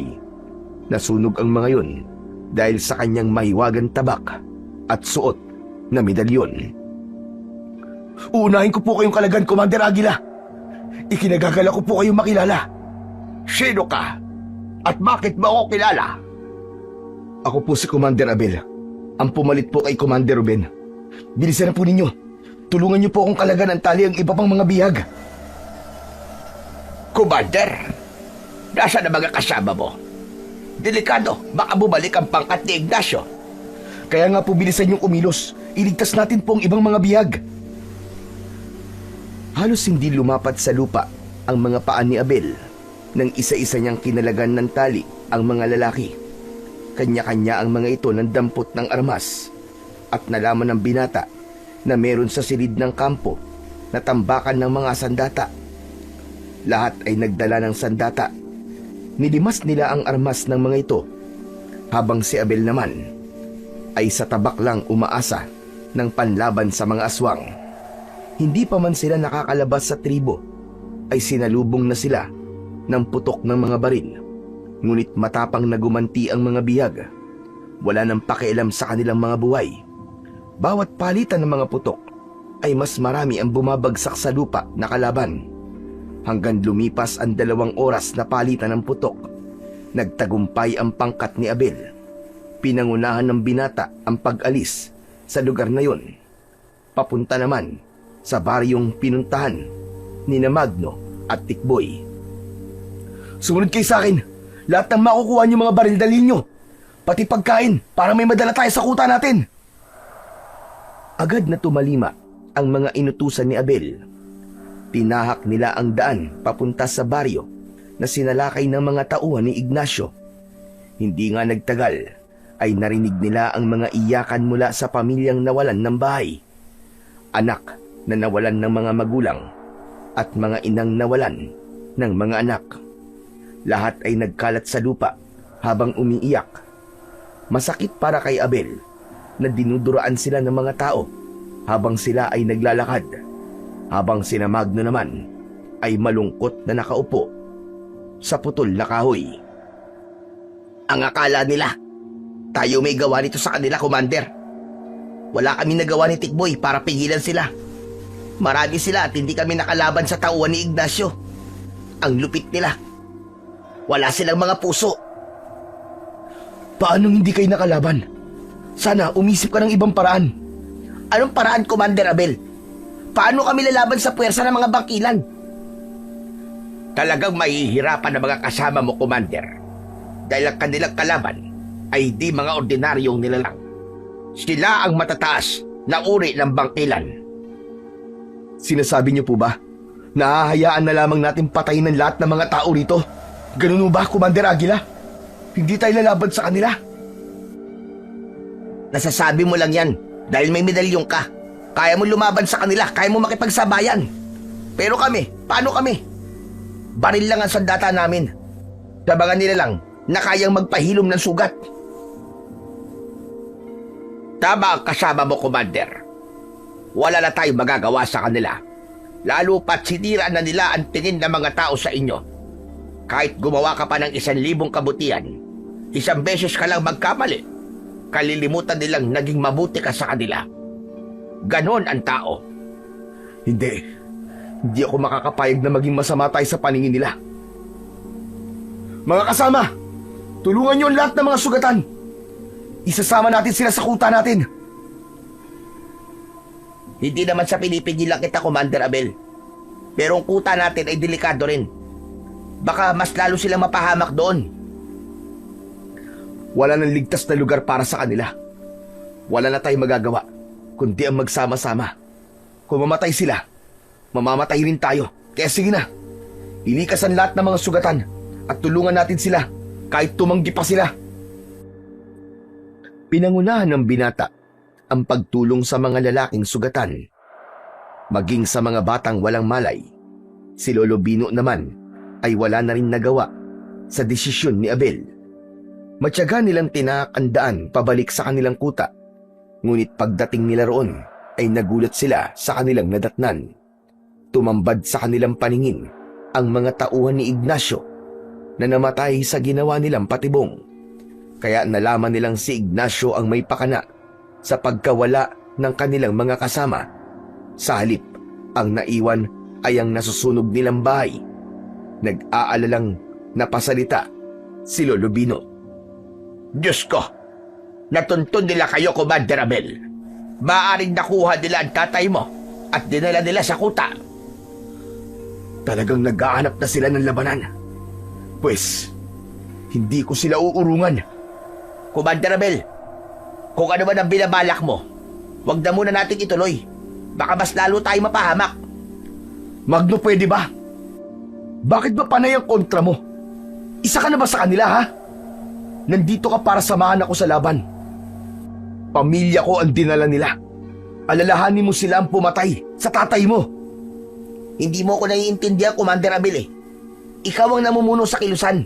Pero dapat isipin mo rin kung ano ang magiging kaligtasan ng mga tauhan mo. Kung ayaw nyo, ako ang kikilos. Lalabanan ko sila. At hindi ko sila aatrasan.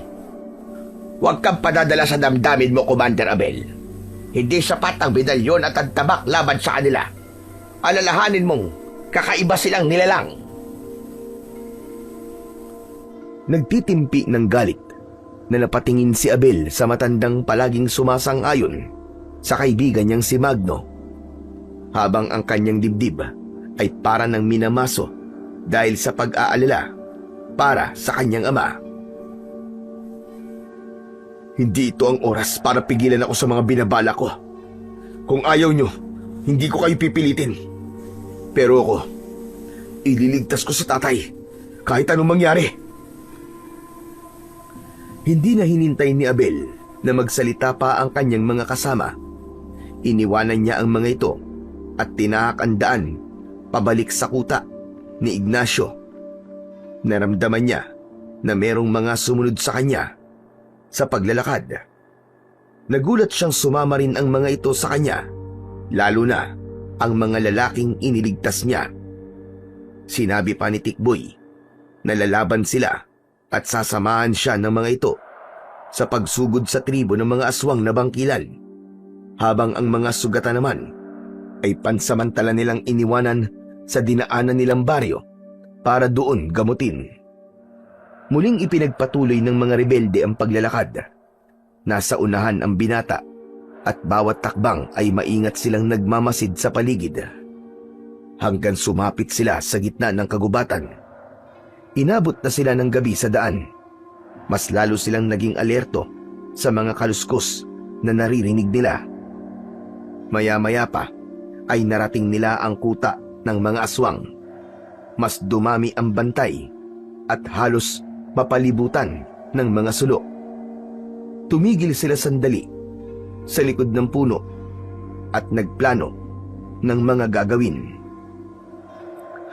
Magno, Lolo Bino, dito lang kayo. Kami ang unang pangkat na papasok sa loob. Para kung may nakahanda silang patibong sa loob, hindi nila tayo matatalo kagad. Dahil merong pangalawang pangkat na susugod sa kanila. Dalawa lang ang isasama ko sa loob. Sina Tikboy at Tromel lang. Sige, pero mag-iingat kayo, Commander. Teka, sandali lamang, Commander Abel. May alam ako sa kapangyarihan ng medalyong Atardar. Kailangan mo dasalan muna ang medalyon kapag malalagay ka sa panganib upang mapalabas niyan ang kalasag na magbibigay ng proteksyon sa katawan mo laban sa bala o sandatang gagamitin nila sa iyo. Oo nga, Commander Abel. Baka gaya ka kay Commander Ruben. Hindi niya dinasalan na para sa kalasag ang medalyon. Kaya tumalab sa kanya ang bala.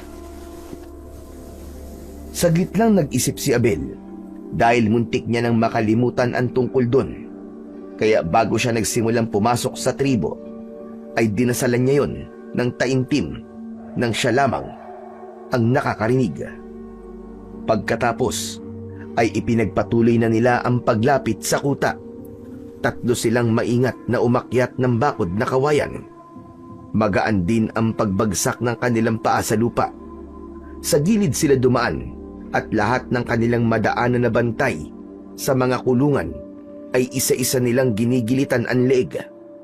Hindi nga sila nagkamali. Naroon nga ang kanilang mga kasama. Lahat ay nakakulong. Nakabusal ang mga bibig kahit nasa loob na ang mga ito ng kulungan. Panay ang iling sa kanya ni Mang Ruben. Nanlalaki rin ang mga mata nito. Huli na para maintindihan niya kung ano ang ibig sabihin ng kanyang ama dahil naramdaman niya na ang dulo ng baril sa kanyang leeg. Nahuli rin ang dalawa niyang kasama. Pagharap niya sa may hawak ng baril, hinampas siya nito sa muka at bumagsak siya sa lupa. Nakita niyang nakatayo si Ignacio.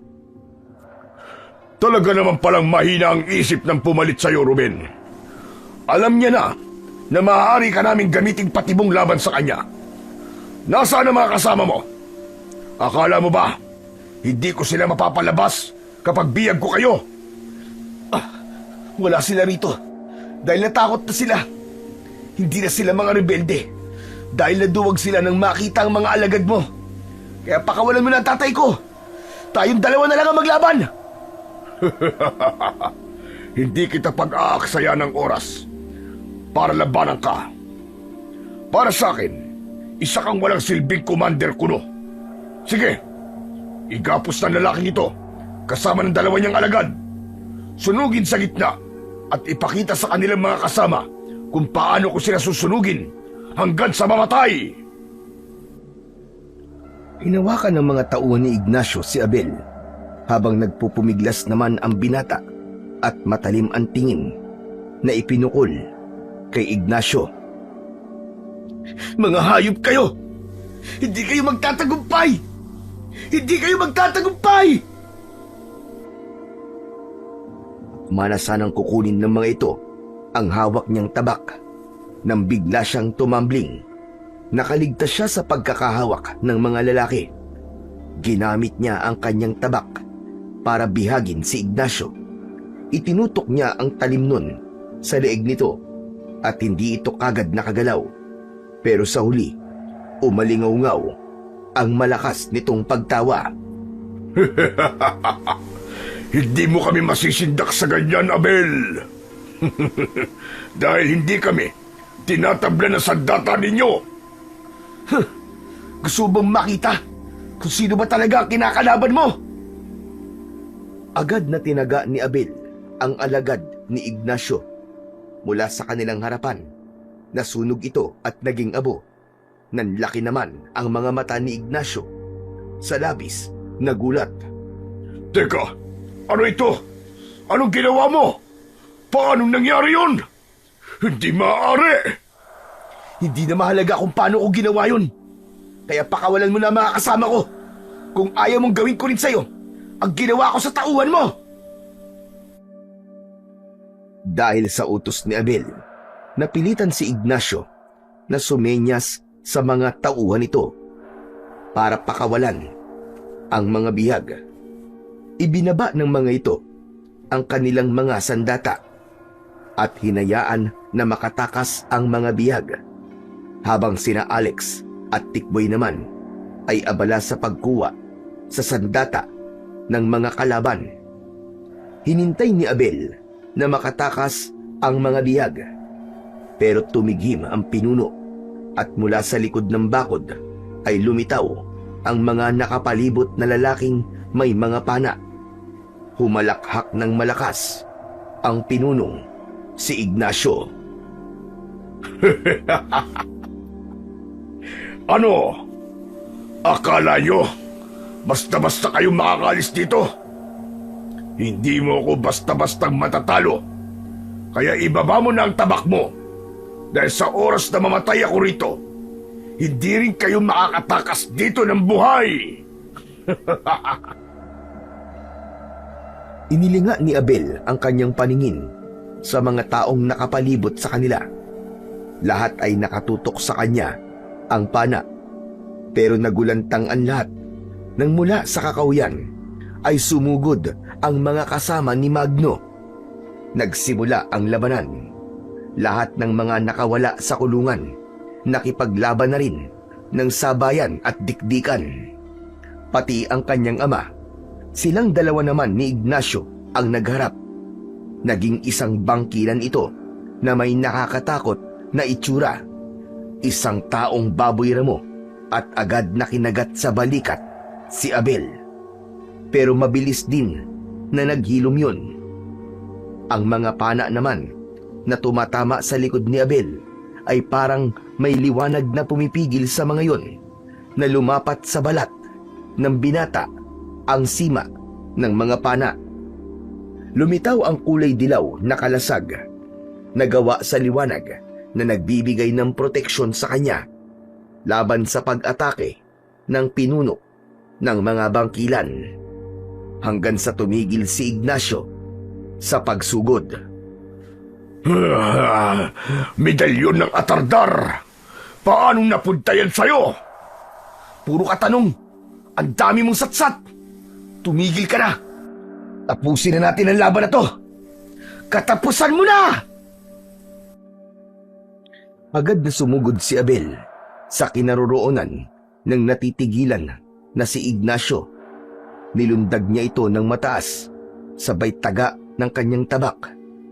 Tumama ang kanyang taga sa kuko nito na ginamit na pansalag sa sandatang hawak niya. Nagmistulang mga talim na nagkikiskisan ang pagkakabangga ng kuko ng isang bangkilan at tabak ni Abel. Sinalubong ng suntok ni Ignacio ang muling pagsugod ni Abel sa kanya. Tumama ang malaking kamao ni Ignacio sa kanyang sikmura. Pasadsad siyang bumagsak sa lupa habang namimilipit sa labis na sakit.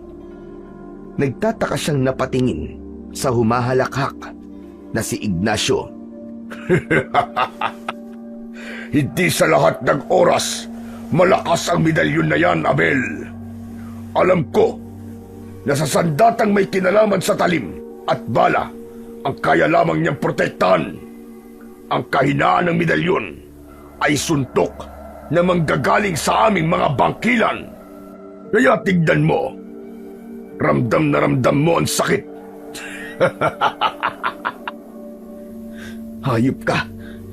Ngayong alam ko na kung ano ang kahinaan ng medalyon ko. Hinding-hindi nalalapat ang kamao mo sa katawan ko.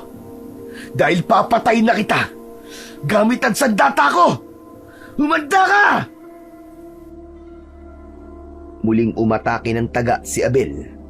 Bawat tampas niya ay naiiwasan yun ni Ignacio. Pero hindi rin naman hinayaan ni Abel na tamaan ulit siya ng kamao ni Ignacio habang ang mga taong nakapalibot sa kanila ay nakikipaglaban sa mga alagad ni Ignacio na halos lahat ay mga aswang na bangkilan na rin. Nagbago ang anyo ni Ignacio mula sa pagiging taong baboy ramo, naging isang ganap na baboy ramo na ito. Makintab ang kulay itim na balahibo, mapupula ang mga mata, at higit na mas matalim ang pangil. Napansin niya na ganun din ang nangyari sa mga alagad nito. Parang iisa lang ang kanilang isip at galaw. Sa muling pagpapatuloy ng labanan, nakilala ni Abel ang aswang na si Ignacio. Anak ng putya! Ikaw! Ikaw ang baboy ramo na nakalaban ko sa kakauyan at pumatay sa ama ng kaibigan ko! Hayop ka! Magbabayad kang animal ka! Narinig ni Magno ang sigaw na yon ni Abel. Kaya't lumapit ito at pinaputokan ng baril ang aswang na si Ignacio. Habang si Abel naman ay nasa tabi ni Magno upang protektahan ito. laban sa pinuno ng mga aswang. Hayop ka! Pinatay mo ang tatay ko! Ang dapat sa'yo ay tinatagtad ng pinong-pino! Katapusan mo na! Halos tumagos sa lupa ang bala ng baril ni Magno dahil nagagawa yon na maiwasan ng pinuno ng mga aswang na si Ignacio. Nang maubusan ng bala si Magno, si Abel naman ang kumilos. Tinaga niya ng paulit-ulit si Ignacio, pero tumalon ang baboy ramo at pumatak yon sa mismong tapat niya. Kinagat siya nito sa braso na agad naman na ibinasiwats ni Abel. Natanggal ang pagkakabaon ng pangil nito sa kanyang kamay, pero naulit ang pagkagat nito sa kanyang balikat. Sunod-sunod na suntok ang ginawa naman ni Magno sa ulo ng aswang na baboy ramo, pero hindi ito natinag. Sa halip, ginamit nito ang pana at sinipa nito ang kaibigan na si Magno.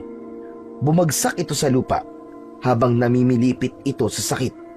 Si Abel naman, nakagat pa rin ni Ignacio.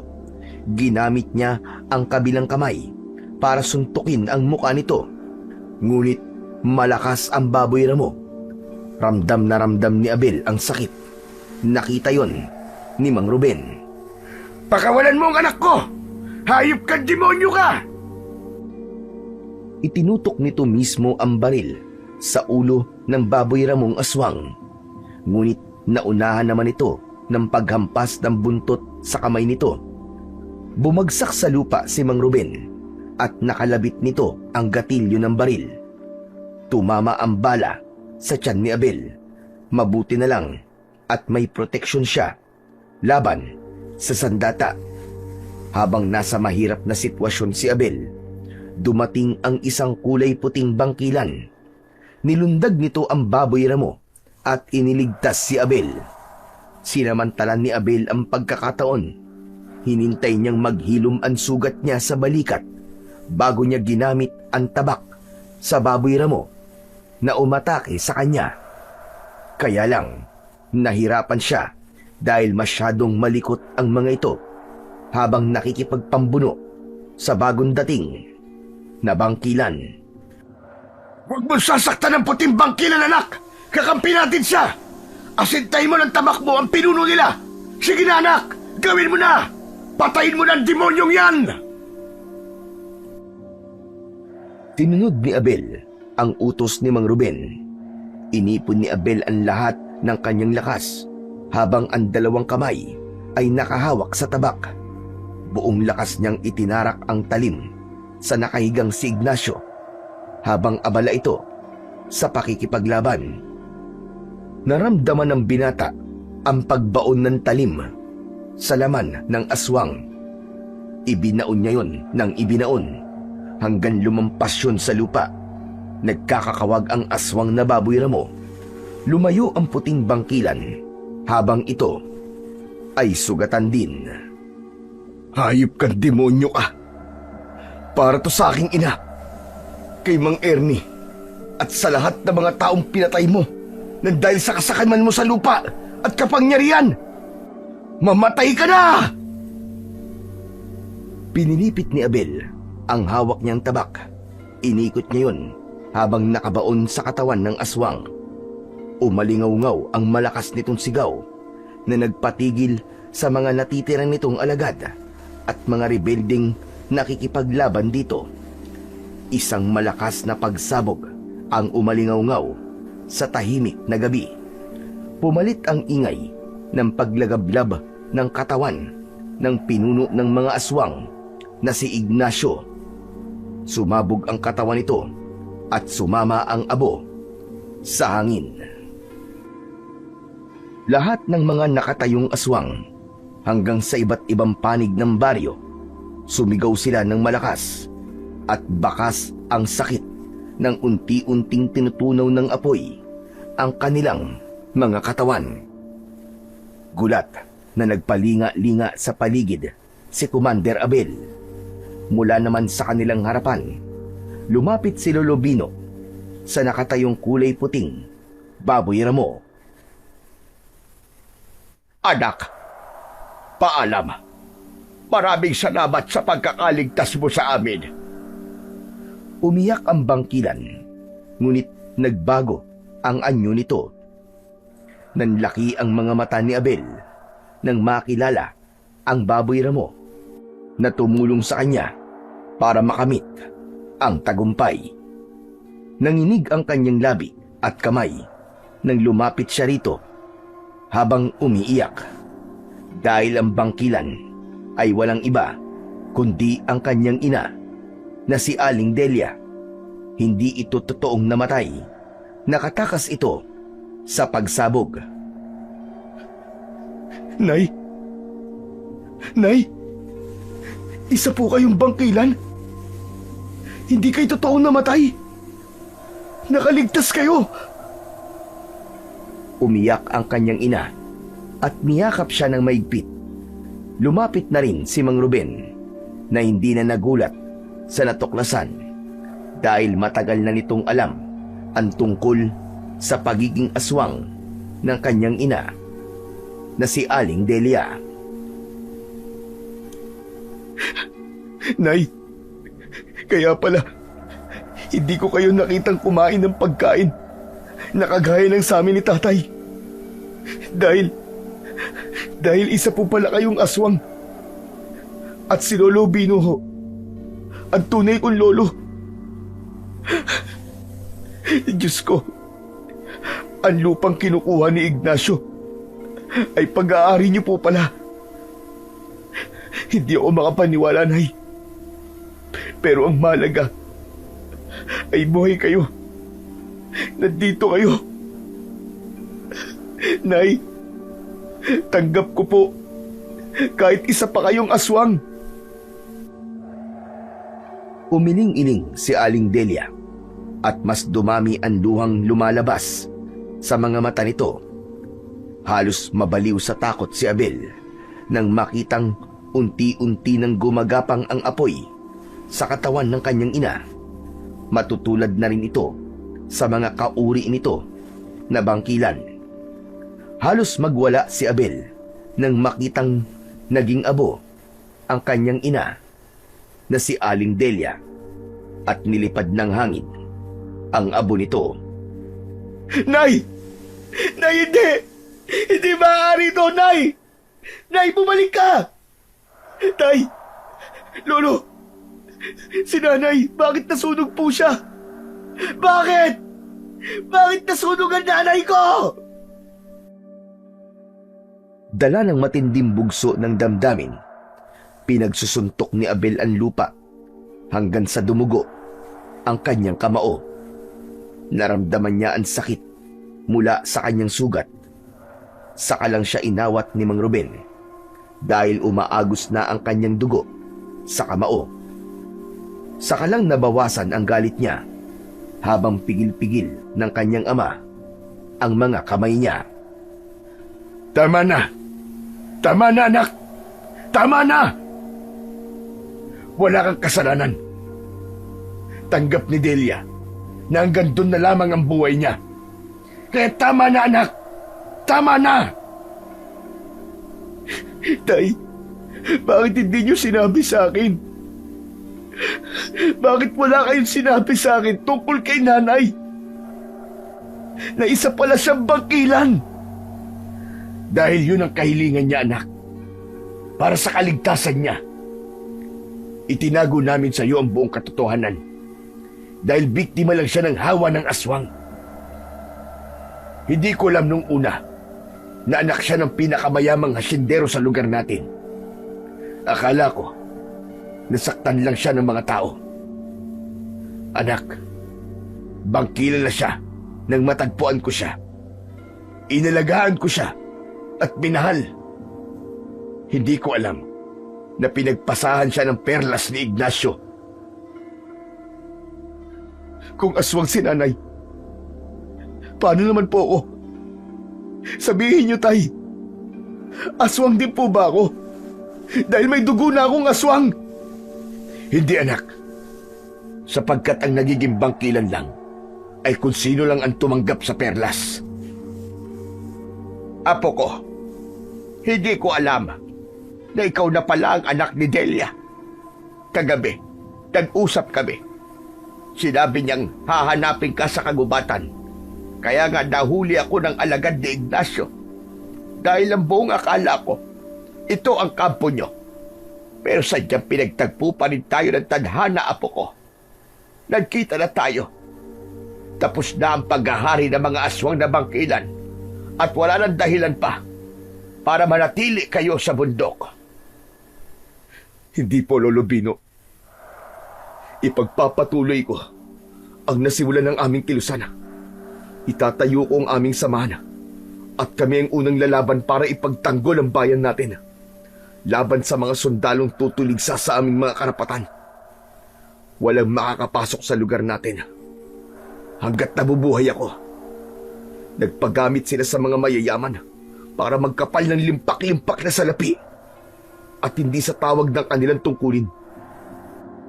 Basta na lamang nila kaming hinusgahan at tinatulan habang sila nagpapaalipin sa mga mayayamang politiko na walang ibang ginawa kundi ang mangurakot at magnakaw sa kaban ng bayan. Kaya simula ngayon, ako na ang lalaban para sa ating nasimulan. Mabuhay ang bago nating commander! Mabuhay si Commander Abel! Mabuhay ka, Commander Abel. Umalingaw-ngaw ang sigawan sa loob ng kuta ng mga aswang na bangkilan.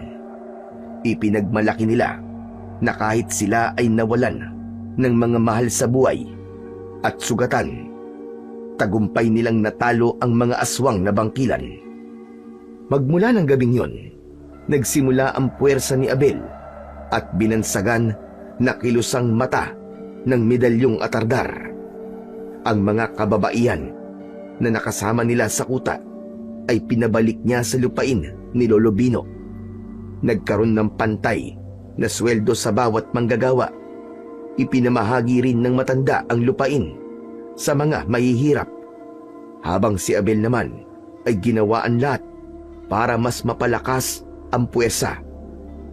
Ang ibang inaani nila na palay ay ipinapamahagi nila sa kapuspalad na manggagawang walang kakayahan na makapagtrabaho. Tumulong sila sa mahihirap. At kahit may mga sundalong nagagawi sa kanilang lugar, ay hindi sila nauunang makipaglaban. Maayos ang patakaran ng kanilang baryo. Magmula ng maging commander, si Commander Abel. Lahat ng kanilang mga nasasakupan ay tumanaw ng paggalang sa nag-iisang commander na nagbalik ng katahimikan at kapayapaan sa baryo Masugbo. Ang bawat tao ay may karapatang mabuhay. Kahit isang halimaw, basta't mabuting nilalang, ay pinagpapala ng Diyos. Walang sinuman ang may karapatang angkinin ang lupang hindi nila pag-aari. Bawat lakas ay may kahinaan. Subalit kung lalabanan ang kahinaan, magtatagumpay ka sa kahit na anong laban ng hamon ng buhay.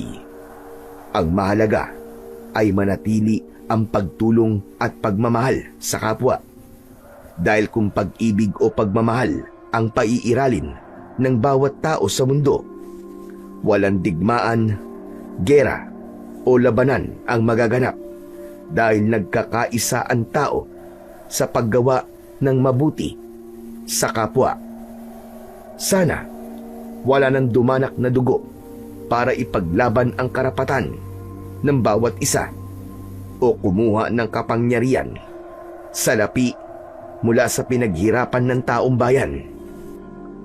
Kapag naghari ang kabutihan sa mundo, magkakaroon ang lahat ng katahimikan at mapayapang pamumuhay.